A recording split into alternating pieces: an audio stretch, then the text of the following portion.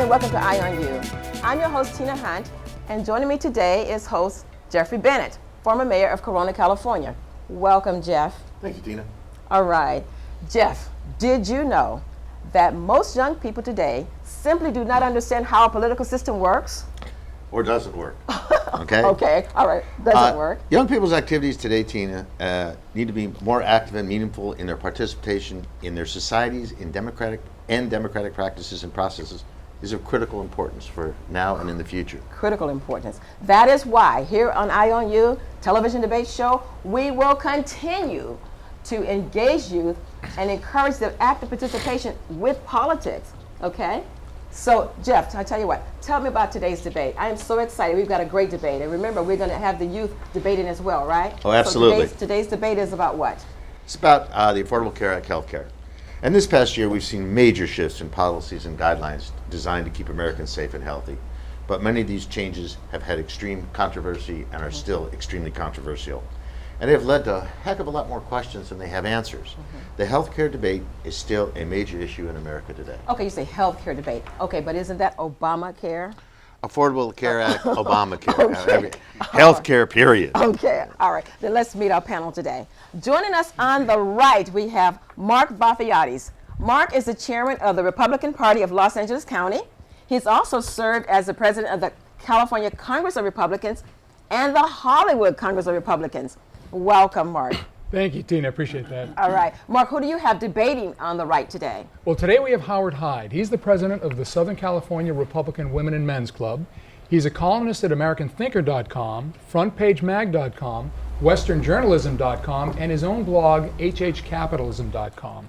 Howard is also the author of the book Pull the Plug on Obamacare, which is available on Amazon.com. Okay, a little plug there. Okay. All right. Welcome, Howard. Thank you, Tina. He's smart. All right. Okay, on our left today, we have Hector Serrano. And Hector is the Los Angeles Harbor Planning Commissioner, appointed by Los Angeles Mayor Eric Garcetti. Welcome, Hector. Thank you, Tina. Okay, Hector, who do you have debating on the left today? Tina, today I have Andrew Bernard on the left. Andrew was a 2012 Democratic candidate for the House of Representatives in Illinois for the 50th District. He served as a Democratic chairman of the Geneva Township. And most recently, he is a consultant for the integrated eligibility systems as part of the rollout of the Affordable Care Act of Obamacare. Oh, okay. Welcome. Thank you. All right. You look so young. Oh, All right. You look very young. All right. Awesome. Jeff, tell us about today's debate. What is the question today?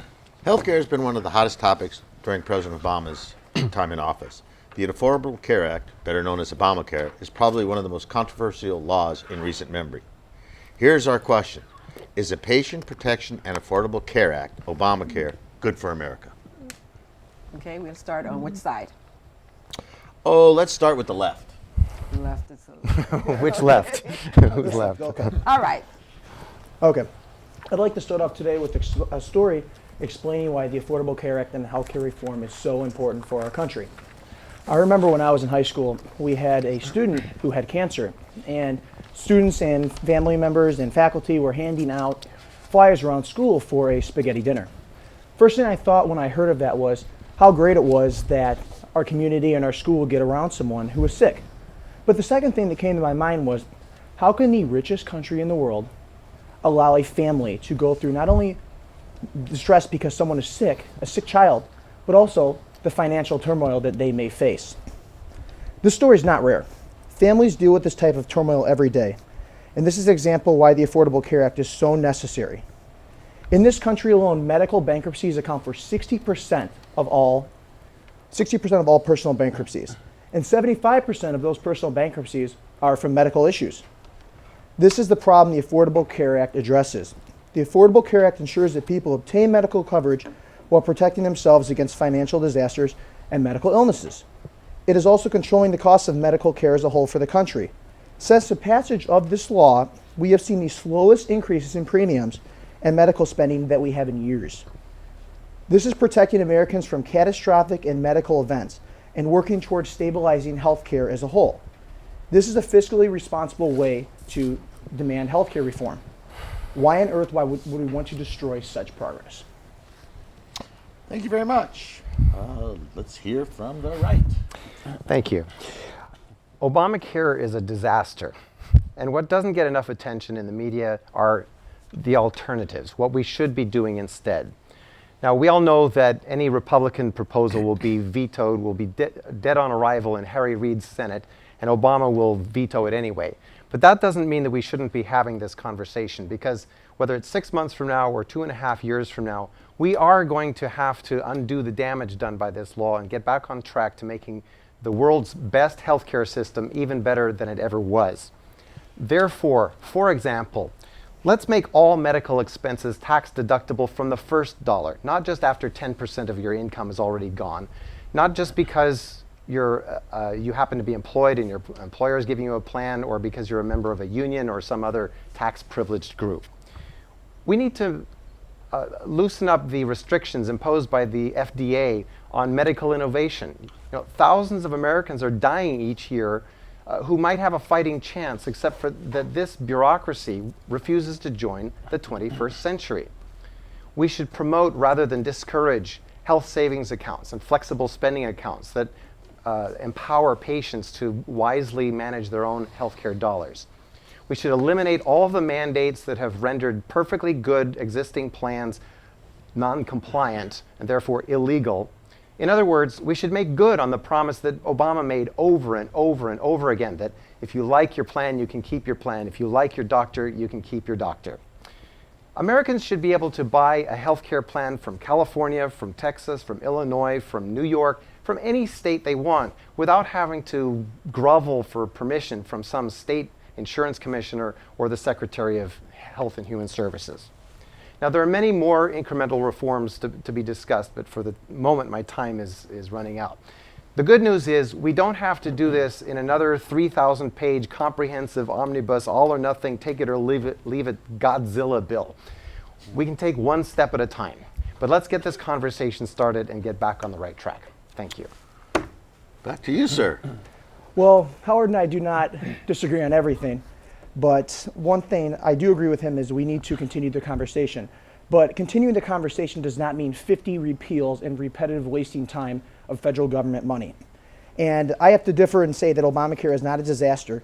We have 8 million people signed up so far, and then another 15.9 million are now eligible for Medicaid and Medicare that they never were before. I don't know how that's a disaster. What I feel that the right is trying to do is put it back in the hands of the insurance companies. The right has offered nothing but criticism towards Obamacare, but offers realistically no alternative besides repeal after repeal after repeal. And I'm sure, Howard, you're going to have a good response for that. Well, it's the left and it's the prior rounds of intervention and Obamacare that has essentially made the insurance companies public utilities. They're no longer independent, actually capitalistic companies. They're taking their orders from the federal government, what products and services to offer, to whom, at what price, under what conditions. If we had an actual free market in health insurance, then we might be able to deal with the things that you spoke about in your opening statement, like preventing bankruptcies and so forth. You know, what we call health insurance today, it bears very little resemblance to actual insurance. The idea of setting aside a small amount of money from a large pool so that to prevent financial catastrophe. You know, that is an appropriate use of deployment of insurance. But you know, all the mandates, all the restrictions, all of the micromanaging by the federal government that's not insurance, and it's not a free market, and it's not achieving the outcomes. The optimal outcomes. As for getting 8 million people into Obamacare, well, yeah, congratulations. You took away all of their other options, so they have no other choice except to sign up. Next year when my COBRA runs out, I may have to sign up for Obamacare, but I don't really want to. I want to have a better range of choices. Well, there's no doubt that the Obamacare policy is great for many Americans because it serves millions of people, and that's something that we need. It's very essential to our country. Yeah, unfortunately, many people have lost their health care because, as Howard mentioned, a lot of health care plans were deemed outlawed in Obamacare. In addition to that, so many people, especially the younger people in our society, when signing up for health care now, their premiums have doubled.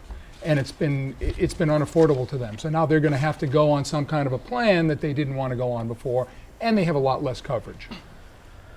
You know, I would say that I would like to get back to actually what Howard said about joining the 21st century. We're the only country and the richest country in the world that is, first world nation that does not have universal health care. So why don't we join the program by instituting a program like this?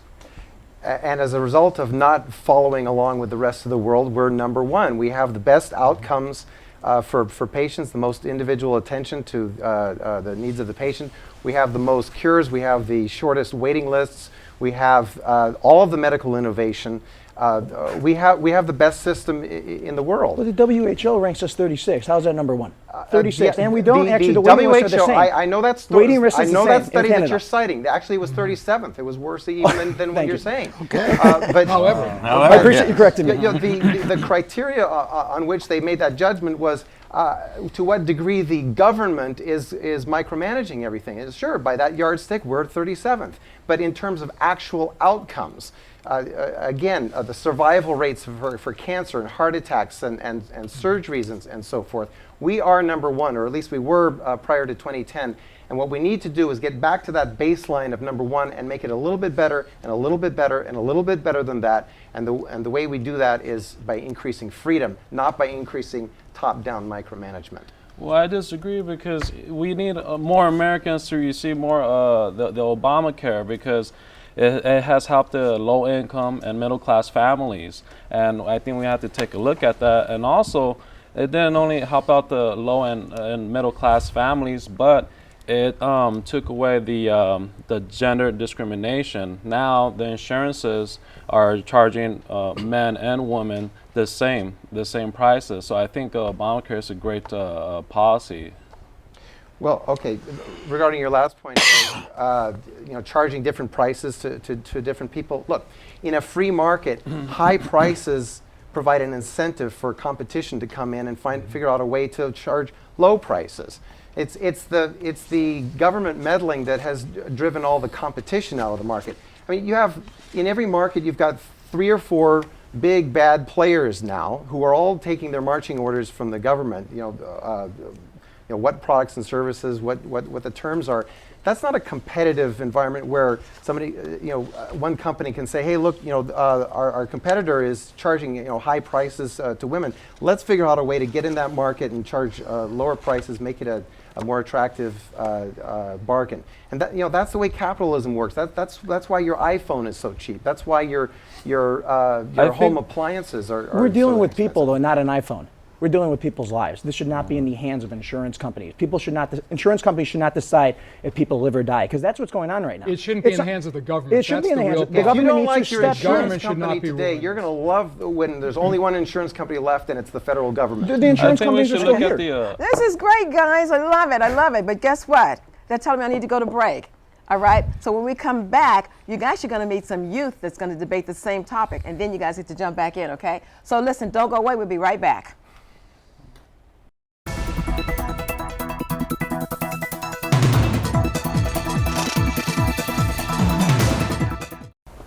Welcome back to Eye on You. I'm your host, Tina Hunt.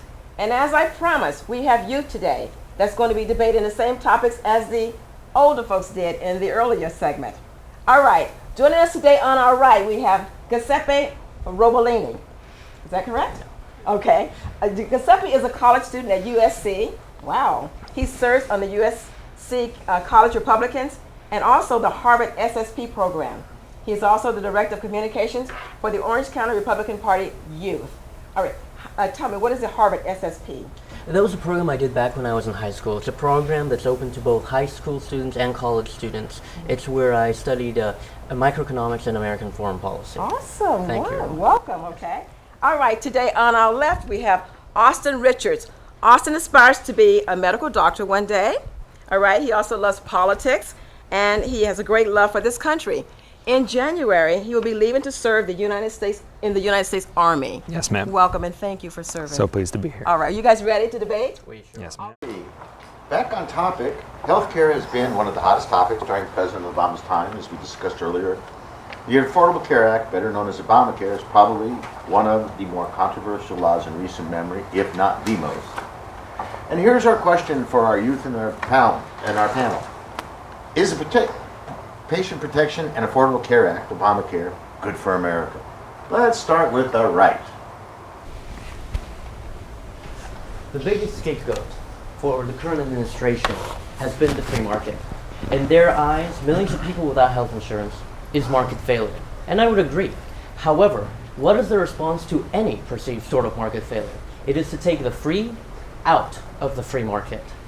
Simpler, more efficient solutions exist. Obamacare is about price fixation, stifling the opportunity to have alternative financial innovations. And at the end of the day, it does not help the poor. Today, as you hear the other side present its solutions, please ask yourself this.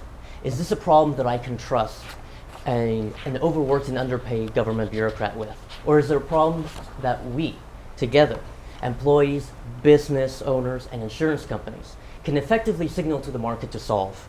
I guarantee you the answer to that last question is yes. Hey, who's happy? Austin, on the right. That's definitely a lot of good questions to ask, but we need to focus on the most important questions. We've got to ask ourselves, what can we trust insurance companies to do for us at the end of the day?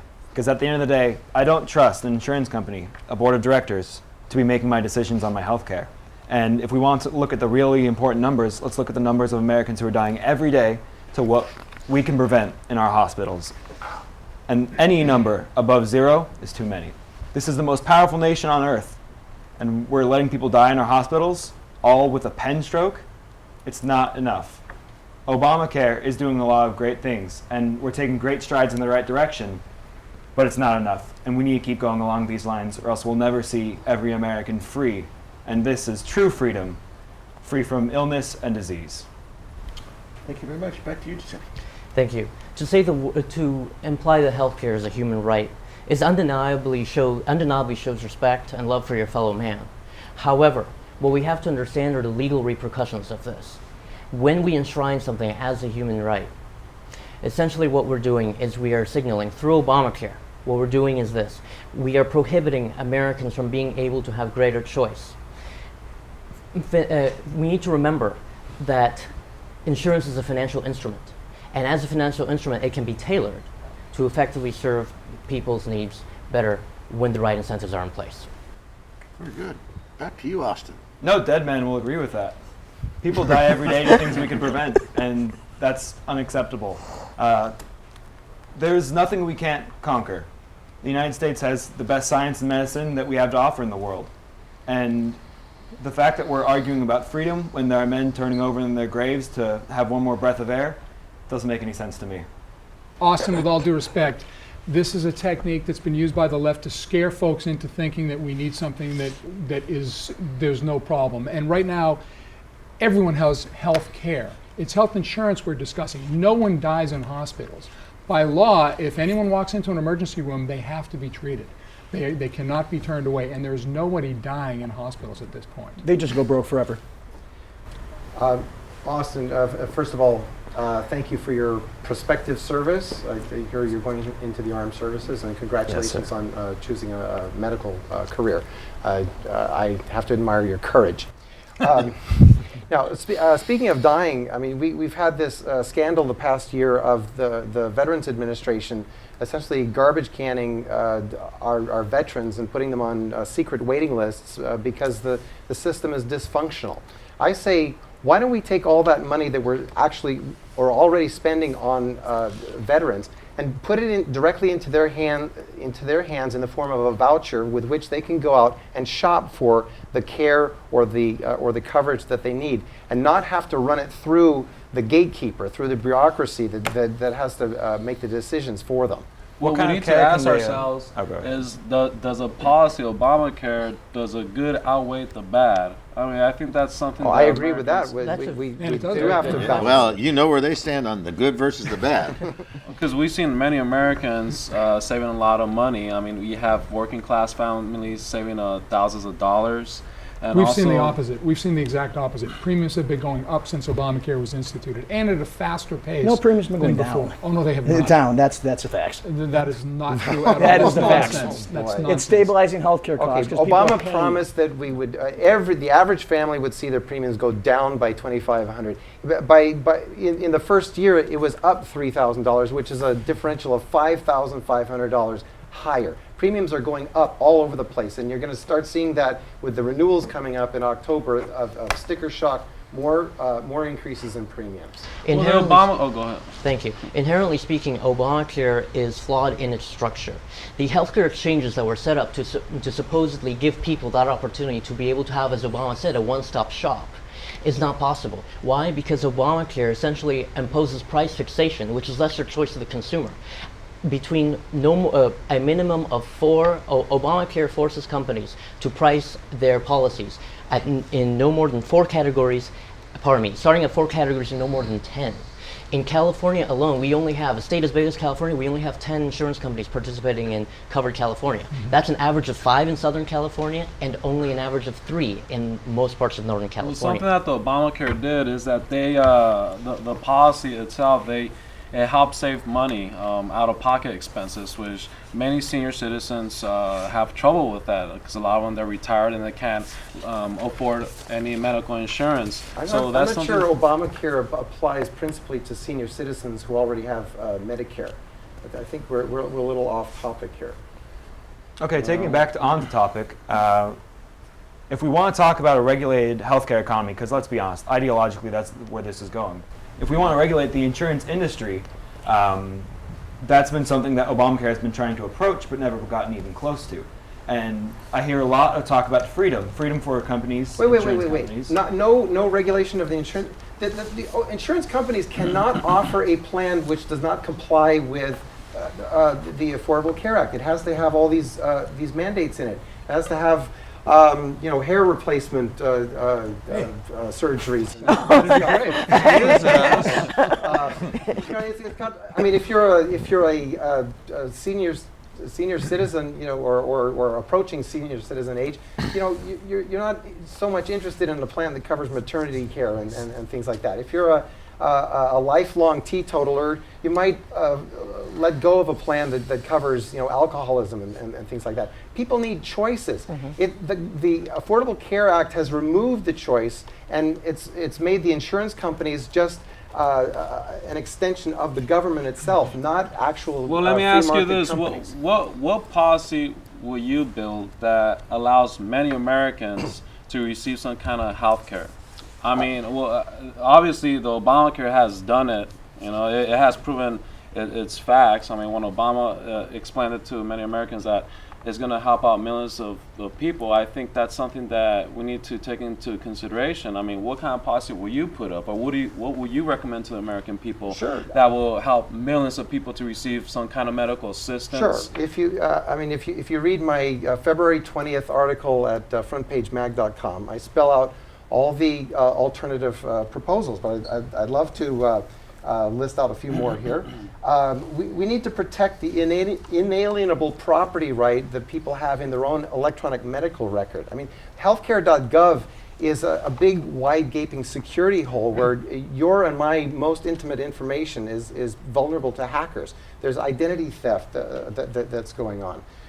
We need to take the money that we're already spending and cut out the middleman. Instead of giving it to the bureaucracy to administer and that we have to ask permission from, just give it to the people in the form of a voucher with which they can go out and shop on a truly free market. But we need to remove all these mandates. It is inexcusable that the president goes on television day after day, 29 times. Something that You can keep your Obamacare has plan, done you is can it keep your prevents doctor, and oops, I guess So give you it back to can't. the insurance company. That's what it always comes down to with the Republican argument. Give it back to the insurance The company. insurance who companies will have turn been you away in a demonized here minute a because lot. that's their job. It Because was they not make money the problem. doing it. The problem is we didn't have a For-profit. market-based system. Every We've always had a single market-based every system. single No, state we haven't. had an The insurance regulation has always been commissioner, there. and Your every argument- insurance commissioner in each state determined what the insurance companies could do. If we got rid of that and were allowed to compete across state lines, the prices of healthcare would drop Well, I think tremendously. so that you need to look at many businesses have been saving money as well. Any business that has less than 25 employees, they get some kind of tax credit. So I think we need to look at that from the Name one Obamacare. business that saved money. Every small business owner has told me that their prices have gone through the roof since Obamacare was You have to have instituted. 50 full-time employees. Yeah, 50 so if full-time you've got employees. 49, you better not hire that 50th one. And that's why we've got the worst They employment weren't getting health environment insurance in anyways. 35 years. Let's be honest, at least more people are getting health insurance. Your argument is great in theory. The whole libertarian argument of give it to the market, freedom this. You know what the problem is? A lot of times the markets don't want to take on senior citizens. It's not profitable to insure senior citizens unless you charge them an enormous rate. Senior citizens If are I covered may, by it most Medicare. certainly can be. If you The charge problem them a with the ton. market before is that America did not really have a true system where people could come together and really have true choice. We were operating in a position where it was hard to buy insurance across state lines. Why don't we consider buying insurance internationally? Coming from a financial perspective, you can realize that effective risk management, you can actually incentivize insurance companies, private companies, to take on more risk. By changing the rules of the game, you can allow them to be able to effectively hedge, to be able to effectively take on this risk, setting up better risk pools. The government could have sat down with insurance companies and cooperated Well, the to Obama- allow people better to vote What other with their country has dollars. done this? I'm sorry? What country has done this? Who cares? Give me an example of a country. because Let everybody else America has be the universal first. health care. States Constitution. 21st Excuse me. Actually, 5 to 4 it is We don't constitutional. have to grovel before the rest of the world. 5 to 4. Okay, guys, for we need to take a approval. break. But you know what? I think Austin was trying to say something. Let's just let him get in real fast, okay, to that response from Giuseppe. We talk a lot about cutting out the middlemen here and then incentivizing insurance companies to keep doing what they're doing. That doesn't sound like cutting out any middlemen. Obamacare's final evolution, I think, is a single payer system. And if we end up at Bingo. that, that is where we can terminate That's what the any VA middleman. Where premiums are the cheapest. Single payer system. That would be a disaster, as it is in Britain. Would it be a disaster like it is in Canada? Remembering that Canada has, on average, 4 years longer lifespan. What's the difference in lower- population betwent the United States and Canada? True, the population is different. Much easier to do it with a percentages. small, Okay, guys, with all a small right. country. This is great. We've got to go to break. When we come back, I'll let all you guys have a last word, okay? Back in a moment.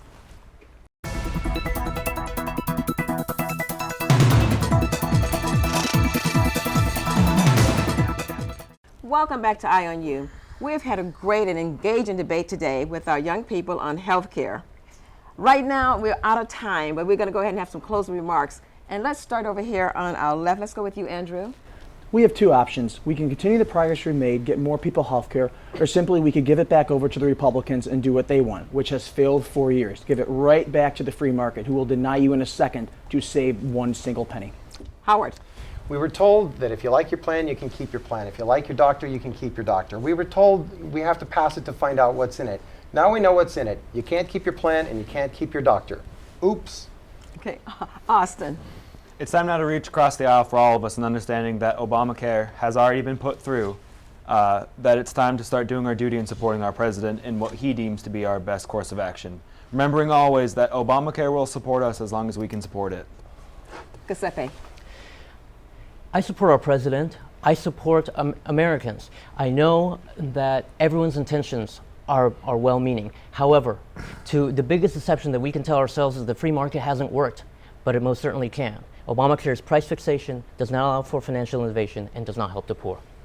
Jeff, these guys have a lot to say, and you know what? Wow. We're gonna have to come back for part 2 on this, all right? Bringing back the same guest. But right now, what's Absolutely. I'd like to thank our guest. I think it's been engaging. I wish our Democrat and Republican friends on the Hill in Washington could absolutely listen to this. We would probably get something done. But having said that, I think both sides have come up with some great points. I think part of the benefits of Obamacare, speaking from the left side, is stay on your parents till you're 26 years of age, get rid of pre-existing health conditions. They can't be denied for that. On the other side, on the right, I totally agree with, that a lot of it is price fixation. I have no dispute with that. The voucher system, being able to shop anywhere across state lines, that is capitalism at its best. Unfortunately, it's never been done in the insurance industry, period. They've never done it. Great debate, folks. I hope everybody learned something today. I have. And I can't wait to bring you all back one more time to continue this debate, because this one's going to be going on for a very long time. Thank you all so much. Jeff, we're really out of time now, okay? So we've got to go. But just remember this. The future of this country, as with any country, is today's youth.